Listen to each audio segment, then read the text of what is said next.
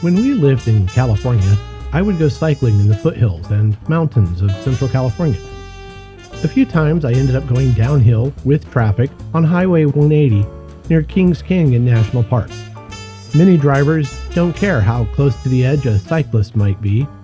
There's a sense of panic and dread knowing you cannot control the cars around you. Cyclists are at the mercy of cars everywhere, yet the sense of impending doom is much greater doing 30 to 40 miles an hour downhill on a curving road. We left California 15 years ago, so I haven't done much cycling along mountain roads. Cycling anywhere turns out to be a test of nerves. Cycling in the country, I always tried to take routes that were well known and had either wide shoulders or dotted center lines so traffic could swing wide of riders. City streets might be more dangerous, and there's no beautiful scenery to offset the risks. Hello, I'm Christopher Scott Wyatt, speaking as the Autistic Me. In this podcast episode, I'm using cycling as a metaphor for and reflection of my daily anxieties and frustrations. I will also discuss why autistic anxieties, fears, and frustrations are sometimes interpreted as anger or even rage by some people, especially those people unfamiliar with the neurodiverse need for control and predictability. Every day feels like I'm coasting downhill, living on the edge, and waiting for one of life's little disasters to cause a painful crash. I'm right on the edge of disaster and only in control of myself, not the world around me. I'm also reminded of hitting patches of ice while driving in Minnesota or Pennsylvania. You really can't do much except hope to remember which way to steer. Is it into or opposite of the slide? Will you get it right? Can you correct the mistake? The best you can do is try to control yourself. Then again, with autism and other factors, I'm only mostly in control of myself. I'm uncertain anyone has complete control, though that's an admirable goal. I do make every effort I can to be in as much control of my mind and body as possible. Waiting for the frustrating moments to arrive, I try to prepare. I want to remain calm. I want to accept life isn't calm and predictable. I've tried meditation, yoga, and all sorts of cognitive behavioral techniques. Nothing really works. Fortune cookie philosophies, the wisdoms of self-help posters only upset me more. The wind does not break the tree that bends. Don't fight the river's current, embrace the journey. Yeah, right up there with don't sweat the small stuff and it's all small stuff. Except it isn't all small stuff. Sometimes resistance to sensory, physical, and emotional overload becomes an act of self-preservation. Frustration and, yes, sometimes anger is a way to resist being pushed off the road by the self-absorbed drivers. The more I reflect on it, the more I find the cycling example appropriate. The driver in a massive truck or SUV feels invulnerable to the world. It's their 7,500 pounds of Super Duty truck versus the 200 pounds of a fully equipped cyclist protected by a tiny helmet. The cyclist is vulnerable to everything, especially other people on the road. At work or school, I'm the cyclist, surrounded by trendy, oversized SUVs who won't even notice they've forced me off the road. Now, cycling is a choice. Being neurodiverse is not. I don't choose to be vulnerable to overload. Nobody wants to live with constant anxiety and fear. No matter how illogical or how unreasonable it might seem to other people, I am always right on the edge of a meltdown, caused by something not working properly, someone not completing a task competently, some life happens occurrence that I cannot control, but that will leave me feeling like I'm falling down an infinite well. Under stress, I flee. I panic and feel like I'm going to die. My heart races, I shake, I can't control my movements. It's horrible. Fleeing a situation looks like anger, a tantrum, an unreasonable response. I've walked out of meetings. I've abruptly left social events. I've run away from conflicts as a student in classes, rushing from a classroom in panic. These were already high anxiety situations with demanding social interactions. And then something triggered the panic and fear I was already anticipating. It might have been someone's tone of voice. A person stepped too close to me. I made a mistake trying to take notes. It doesn't matter. Some tiny thing felt like a nudge towards the edge. The smallest thing can become a major disaster, especially when I'm already on high alert. It's one thing to be hypervigilant riding a lightweight carbon fiber bike down a mountain. It's quite another to be tossed into complete panic by a torn page of paper, an ink smear, or a minor kitchen mishap. Technology has failed me often enough that I'm always anticipating losing my work. And yet, there are times when technology is beyond my control, and it inevitably fails.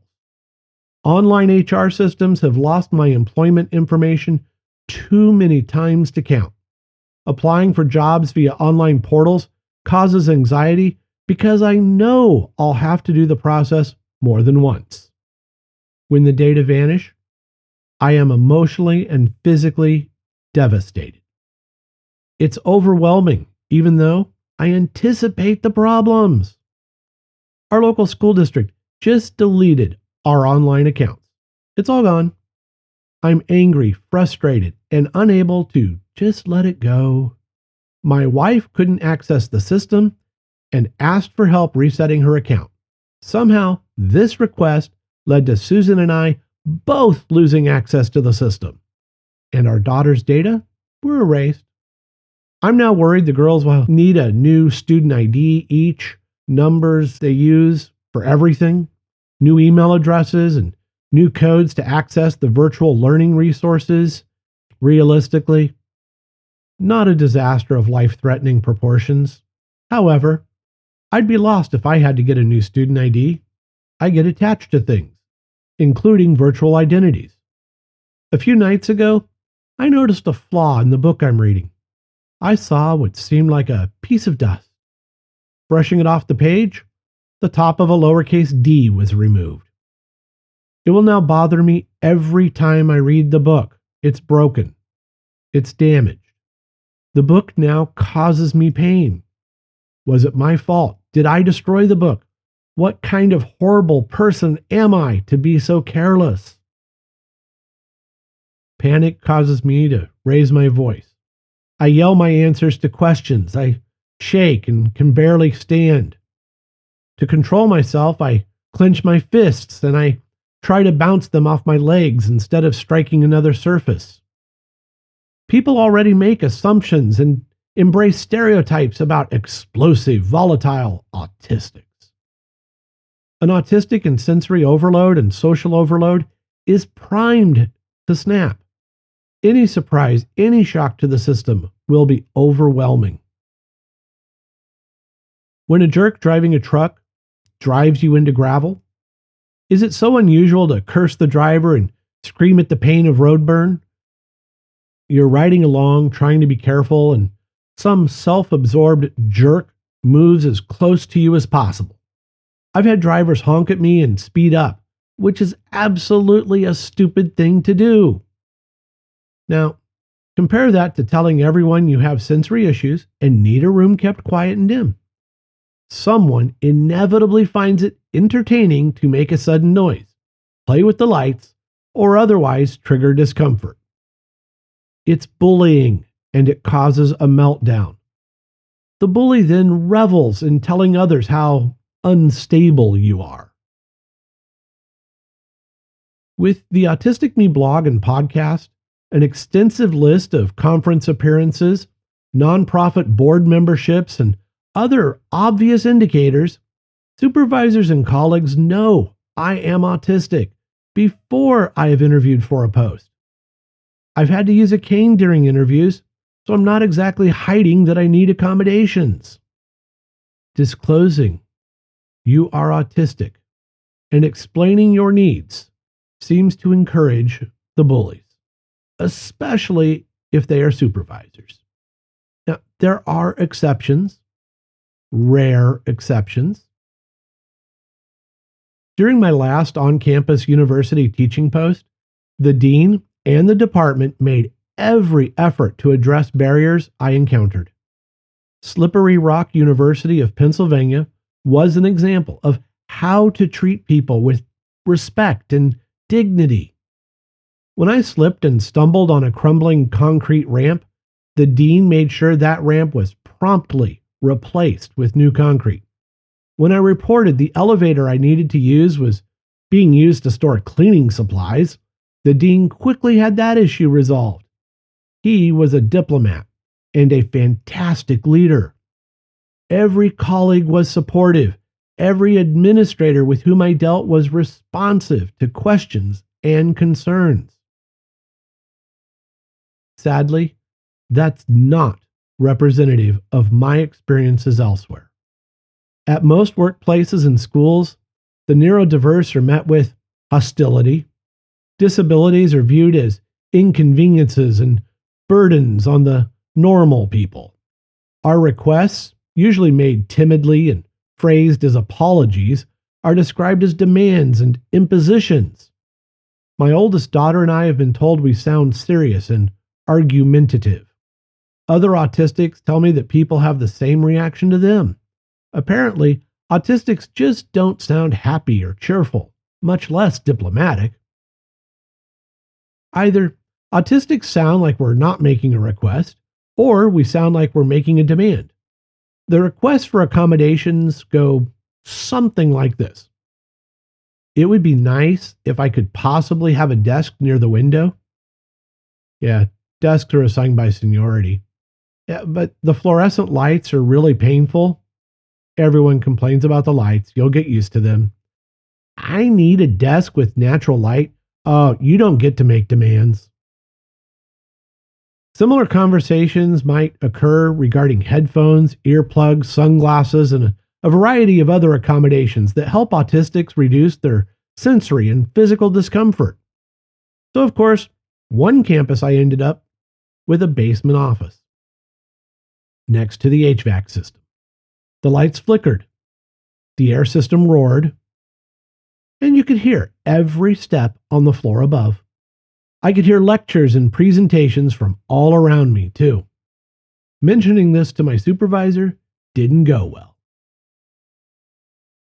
Sharing the road with us, the bullies are the drivers with lifted four-wheel drive trucks, seeing that the road curves ahead and wondering if they can spook the cyclist for fun.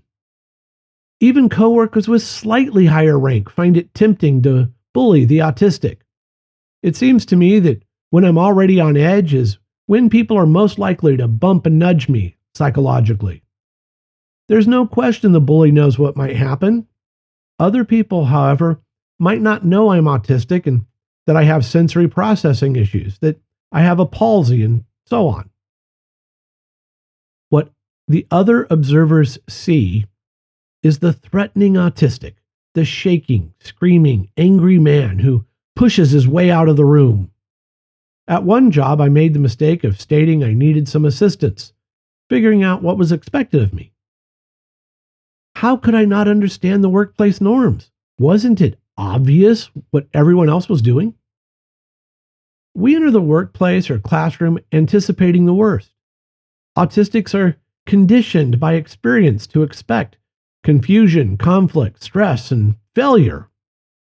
After enough negative evaluations, jobs lost, and jobs quit in panic, we stop believing we can succeed, or at least survive in the workplace. Several years ago, one of the classrooms in which I taught had new carpeting installed during the semester on a weekend. It wasn't worn carpet. It was just scheduled maintenance. I started to get terrible, horrible migraines. I was on edge from the pain and exhaustion. Can we use one of the other available rooms for a week or two? No, you were scheduled for that room. Eventually, I ended up shaking and in tears trying to explain the migraines. The room was not changed. During a follow-up meeting, I was told I was difficult to work with. I walked out of that meeting to avoid screaming. Yes, I was angry. That happens when nobody takes your needs seriously. Walking away, fleeing the stress, led to yet more accusations of being prone to rage. Even though leaving was a wise choice, rage, I don't unleash a torrent of profanities or smash things against walls. I walk out, frustrated. When I consider how dismissive people have been of my needs, then I do get angry. The neurodiverse community is told that we have hidden disabilities. That's a nice way of saying people know we're different, but cannot really see or accept that our disabilities are as real and serious as any other disabilities. If we tell you that we are disabled, if we inform HR and obtain documentation as requested, then the disability is only hidden because you don't want to deal with it. You want us out of the way. My voice and body movements are already perceived as threatening by too many people. Add any additional frustration and exasperation, and I talk faster, louder, and with less eye contact. I fidget, I sweat. Apparently, I look like I'm on the edge of sanity. We ask to be accepted. Many autistics are desperate enough that tolerance will suffice. Tolerate us for a while so we can prove ourselves. Yet, we know that when someone acts tolerant, it often masks negative perceptions of us and our autistic traits. I am asking for space on the road, some basic consideration for my physical and emotional needs in a classroom, in a workplace. I'm asking for the classmate, the colleague, the employee to accept who I am. I want to know there's a passing lane, a turnout, a bit of paved shoulder, a safe apron on the side of the road. Sometimes I just need to get out of the traffic for a few minutes. When I have spoken on this sense of being on edge, someone inevitably responds, "You're out of spoons," and the audience nods. No, I'm not out of spoons. Christine Miseradino's 2003 essay, The Spoon Theory, it doesn't work for my experiences. It does not reflect my life. I do not have a set number of spoons of energy. I don't get it. I'm never going to get it. Please, no matter what the metaphor is, if I don't get it, stop trying to force it onto me. Ironically, people pushing the spoons have continued to the point at which I walk away, ready to scream at them for not paying attention to what I've said. Stop talking about the spoons. Listen to my words. I own my experiences. I get to use the comparative metaphor I can understand. A highly credentialed autism expert told me I just didn't realize I was running out of spoons. Oh, geez. Surely there were days when I had more tolerance for the minor annoyances. No, there are not. Ask my wife, ask my children, ask my students, to whom I try to carefully explain my physical limitations and sensory challenges. It's not a fuel tank, a spoon, or some other measure of tolerance for suffering. One thing, one event, one disruption might and often does cause me to collapse. It isn't like, oh, well, 2 minor things happen, but I have enough energy for 2 more mishaps or inconveniences today. That's why the cycling comparison works for me. You're riding along. Everything is great. You're looking at the trees, listening to the birds, cruising carefully along the edge of the road, pedaling with a steady rhythm. and around the corner comes one of those trucks. You are forced towards the edge, where gravel causes the rear tire to slide. You think about how far down you'll tumble, feet stuck in the clips, panic, frustration, anger. For me, life is that cycling experience. It's debris in the road, nails or screws that cause random flat tires. It's people tossing trash from a car window right ahead of you. It's doors opening into the bike lane. It's the car making a right-hand turn into your path without signaling or pausing. I need things to go smoothly. They usually do. Now, walking hurts my knees, hips, and back. Jogging or running is definitely out. My paralysis limits working out with weights. Cycling and skating provide exercise with minimal pain. Plus, I like the sense of motion. However, every time I push off and start pedaling, I anticipate the worst happening.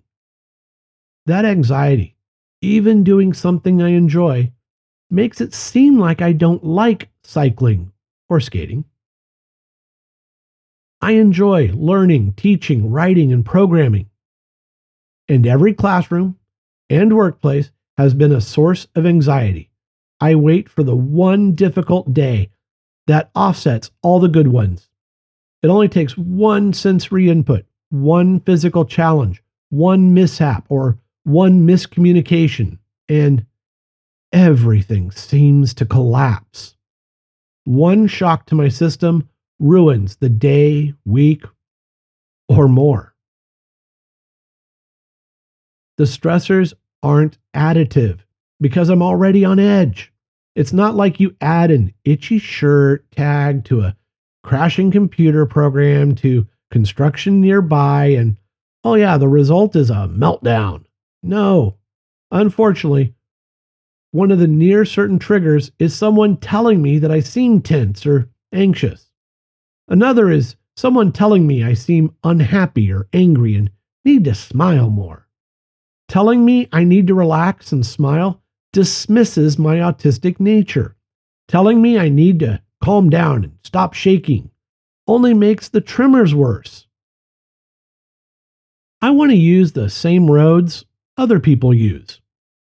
I dread sharing the roads, but I know there's only a few paths to my desired destinations.